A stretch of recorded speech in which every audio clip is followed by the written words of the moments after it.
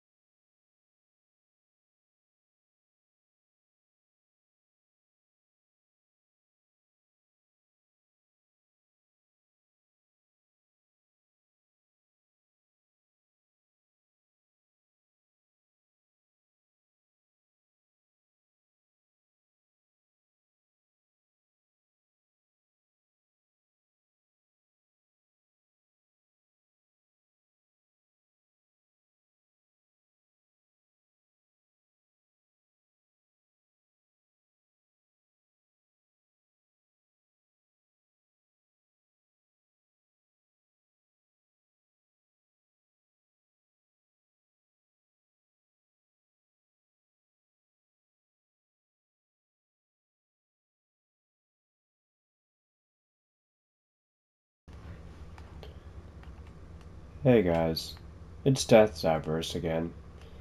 I just wanted to give my closing thoughts on Overwatch 2 Season 5.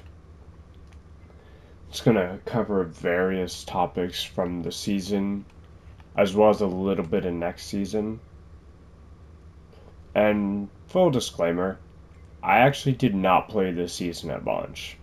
I took a couple weeks off the game because I really just wasn't feeling it, really didn't want to play, and just overall was not happy with the state of the game. But I did actually come back after those 2 weeks because I also did take that time to think about whether or not I wanted to play. And the first thing I saw when I came back was the Demon Lord mode. Defeat the Demon Lord with Reinhardt. Absolutely enjoyed that mode. I wish they kept it around longer. It, it was a great time. It was thoroughly enjoyable. Reinhardt was actually pretty strong, but it was satisfying. It was all very satisfying. Uh,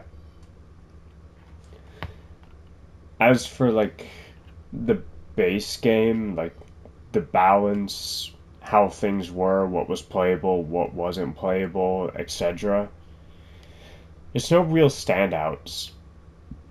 Lifeweaver was still not great for most of the season, if I remember. I think he's a little bit better now, and they're still buffing him a little bit next season. Uh, we didn't get a new hero this season, so like beyond a few things like Lifeweaver, as I said, it's not really any big standouts.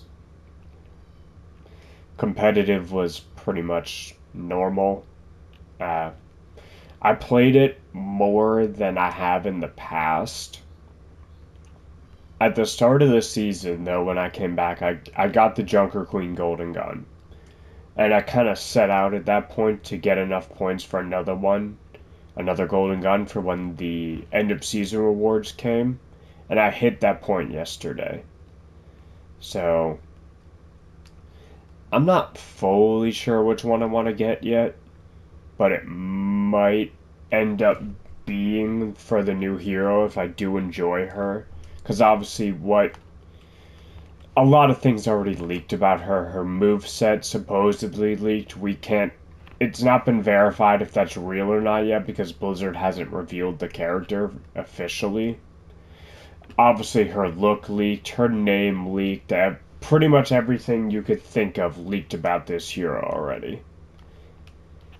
And only a few people have talked about it. I've noticed a lot of the people that aren't under Blizzard NDAs are the ones talking about it, and the ones that are haven't mentioned it at all, which is curious to me, makes me think it's actually all real because I haven't mentioned it. But now, summer games also happened this season. Lucio Ball's Lucio Ball. I wish they brought back competitive Lucio Ball because I would have at least done the placements for that. A little bit of extra points, you know. But there was two things that were highlights for sure from the summer games. One being the Winston volleyball. I actually thought that was kind of fun. It was a simple mode. I've done a few videos with it in the background, maybe just one video. Might have just been one actually, but it was a good mode. For what it was fun. As for skins, I'm gonna be honest, you already know where this is going. They knew what they were doing with that Lifeguard Mercy skin. They knew what they were doing. They knew that was going to sell well, and they knew that thing was probably going to carry their paychecks and event for a decent bit of time, at least for the foreseeable future. Now, there was one mode that was definitely like the biggest highlight for me. You might know this, you might not know this. People that know me will at least know this, but I really thoroughly enjoy prop hunt modes. And Blizzard took their shot with that for Overwatch in the form of Mischief and Magic. And I loved this mode. I actually wish they brought it out sooner. because they only brought it out like the last couple weeks of the season. I wish they brought it out sooner, because this mode was thoroughly enjoyable. And yes, it was very satisfying to beat the Genjis in the corner as a prop while they're stunned. I didn't know you could do that originally, but when someone told me you could, Oh, it was so much fun. It was so much fun doing that. I'm sad they hotfixed it out, but I get it. I get why they did it. I missed that, but it was fun. It was definitely fun to do that. There's one last thing, though, that released this season that I actually did really like, and it was really good, and it wasn't gameplay things. Blizzard doesn't always do subjective the right thing with the game, the thing people actually would like or what have you, because there's definitely been some changes that were like, why have you done this, balance wise, rework wise, whatever. But when it comes to story beats and animated shorts and the books, the comics, they do not miss. They do not miss with that whatsoever. The Sojourn animated short, really nice lead in to Invasion. Like, I'm hoping that season's really good. The short itself was good. And Murphy's a nice bonus. Overwatch Twitter, I saw that Murphy fan cam. You know. We all know. Murphy's a good boy. But when it comes to Invasion though, because I'm gonna finish off with this, I I know what the mythic skin is because they outright said what it is recently, like yesterday I think it was. But they've also had that promotional art that they had like on the Blizzard HQ building with Ana front and center, Cassidy to her left.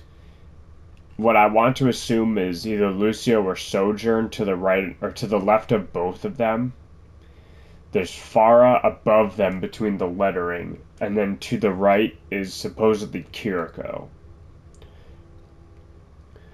Ana being the mythic, outside of the skin looking cool, because it does look cool. I can't wait to see the customization for it. Ultimately doesn't do much for me just because I can't play Ana. I don't know how to play Ana. I've tried multiple times. It doesn't ever work for me. But that's fine. I'm not going to be able to play every hero. The Mythic is really cool though. I love the Null Sector theming they're going with the past. I hope those are all in the past for the most part. I hope the PvE is good as well, because I have heard that two of those skins might actually be from the purchase options from the PvE. One I know is 15, and the other is I thought was 70. I don't know if I'm right though, because I don't know if they actually outright said the price, but 70 is what's in my head. And I don't even know if that's really worth it. I don't know why you would pay 70 for the PvE. I would just buy the 15 option, but I hope the PvE is good because, like I said, the story beats for this game are really nice. And with that, I do think that's everything, though. Um, so yeah, uh, I hope you enjoyed this slightly rambly video, and in the description below, I will have my Twitter and Discord if you want to follow me on there or join the Discord to keep up with whatever I am doing or any updates for the channel or anything like that. Feel free to like and subscribe and comment if you want to keep up with. Oh, wow. Like and subscribe and comment on the video because it has helped the algorithm, and I do read all the comments. I don't always respond to them because sometimes I just don't know what to say to them, but I do read them all. And with that, I will see you in the next one. Later. Death out.